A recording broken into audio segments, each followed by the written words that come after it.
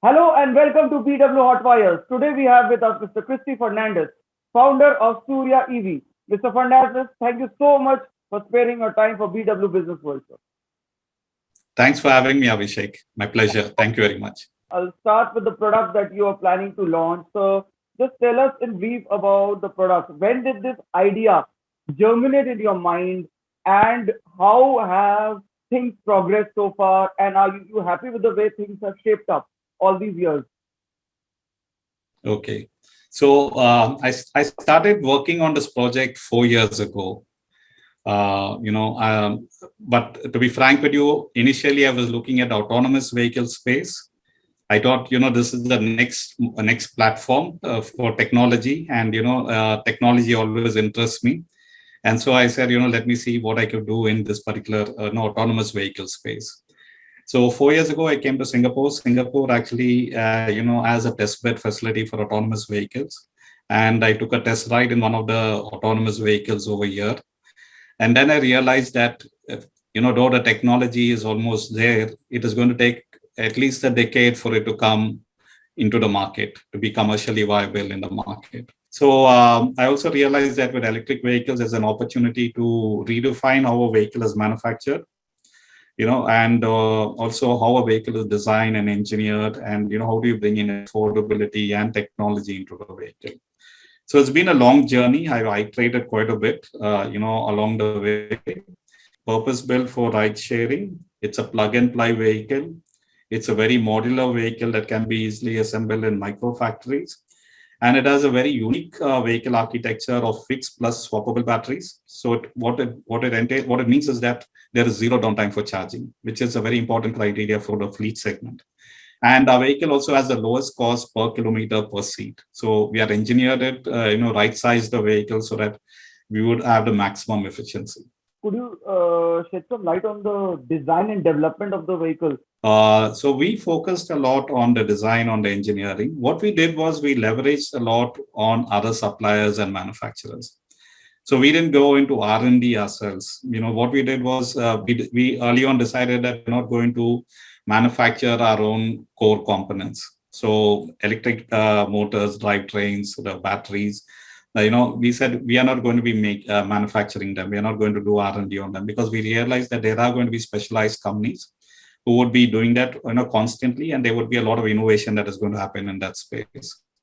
It's like a mobile phone. Apple doesn't manufacture any other components that go into it, but there is always constant development happening on processors, on memory, on display screens, and likewise, we feel that even in the automobile world, what is going to happen is all the core components, most of the components are going to be available from specialized companies. But today, most of the components are outsourced. So, we found that there is a lot of inefficiency in this, legacy manufacturing of automobiles.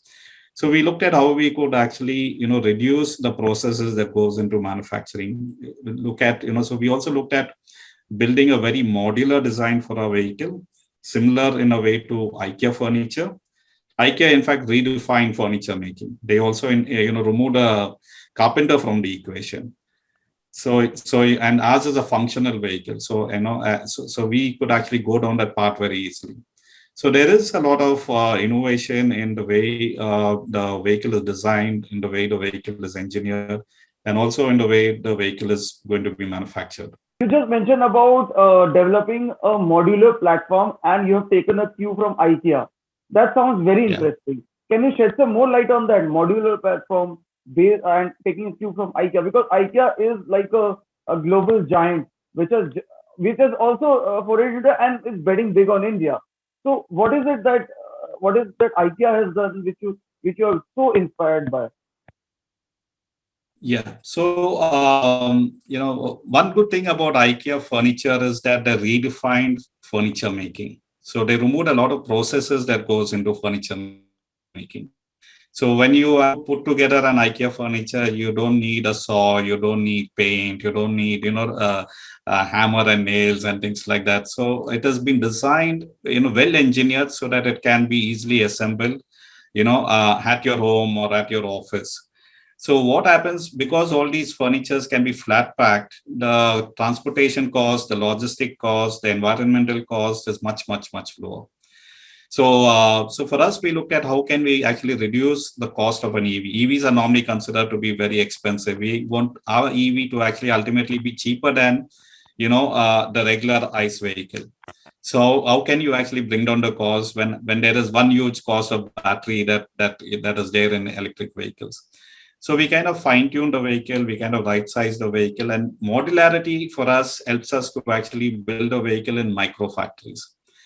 That means in a country like India, that means we can actually build our vehicle in all the countries that we operate in. And in large countries like India, we would be able to build our vehicle in multiple states.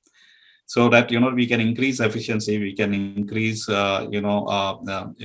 reduce the cost of logistics, improve work on our supply chain management. And but that means that you have to engineer the vehicle, a lot more. It's like an Apple computer versus a regular computer. An Apple computer is built designed such that you can actually open it with your fingers.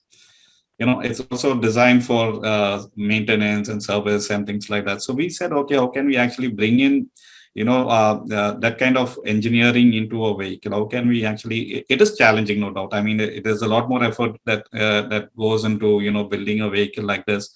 But we realize that once we do it, I think then I think it would redefine automobile manufacturing in a way like how IKEA redefined furniture manufacturing. Okay. Of course, it won't work in all segments. A luxury vehicle will need to be built completely differently. Whereas a utility vehicle can be built like an IKEA. So you said that your product is catering to the Southeast Asian market, but which one do you think is your lead market? Is it safe to assume that it will make its global debut in India? Yes, I mean, being from India and, India being the fourth largest manufacturing hub in the, there's already an existing ecosystem of suppliers in India. And I come from South India. I come from Chennai, so and that's known as the Detroit of the East. I also have had engagements with a lot of automobile companies and component suppliers, in Tamil Nadu in the South.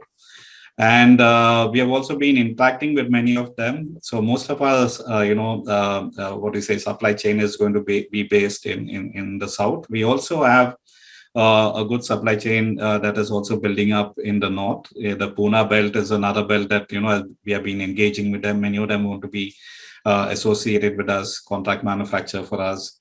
And so India would definitely be the first market that we would be addressing. Who are your target customers, and what would be your business model like? Yeah. So our vehicle is for the passenger fleet segment.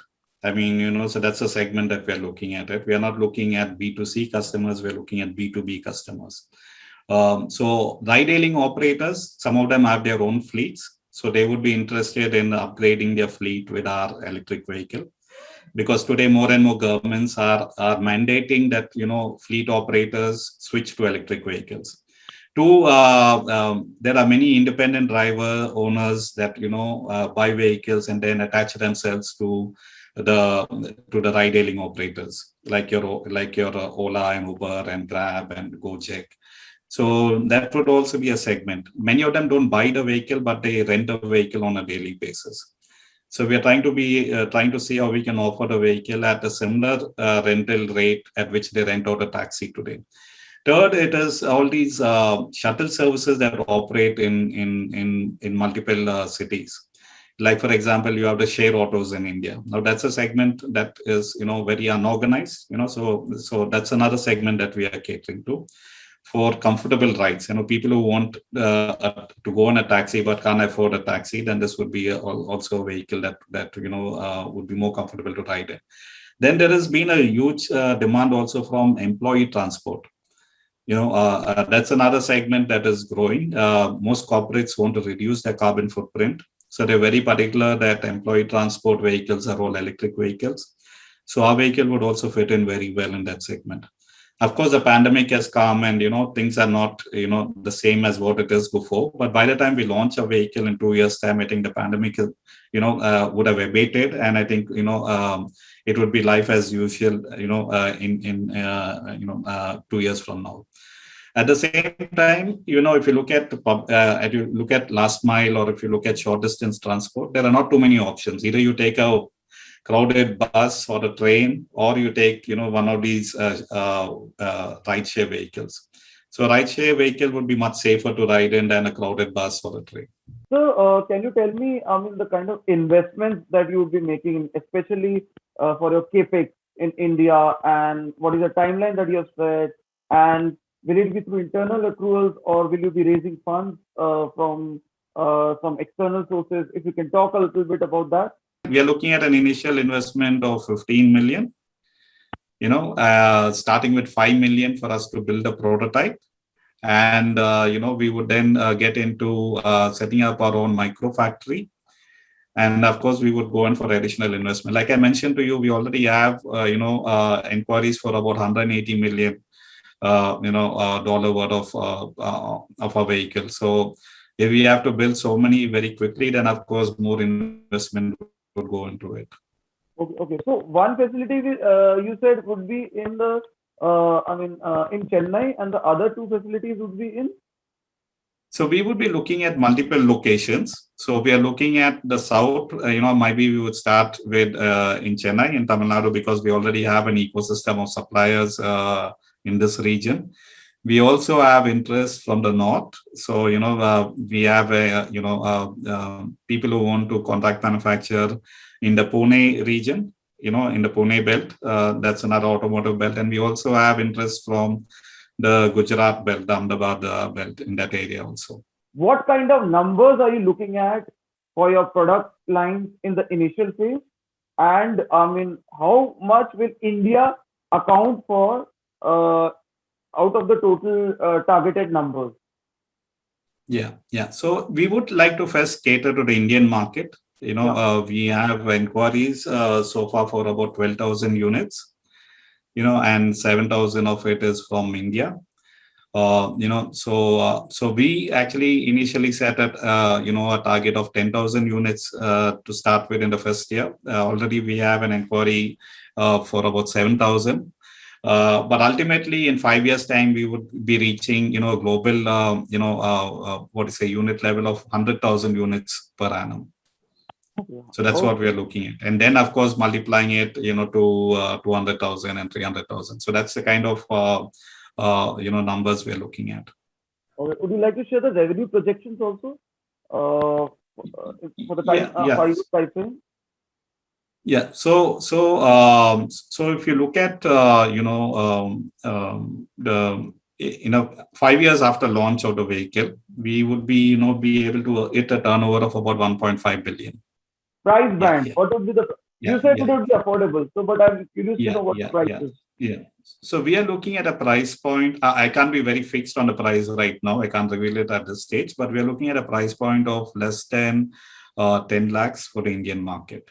Thank you, Mr. Fernandez, for speaking to BW Businessworld. It was a very enlightening conversation, and we wish you all the best on your upcoming product, which is going to hit the Indian market. It's a pleasure and honor to be with you, Avishek. And I'm happy that Businessworld is focusing on electric vehicles, clean energy, clean transport.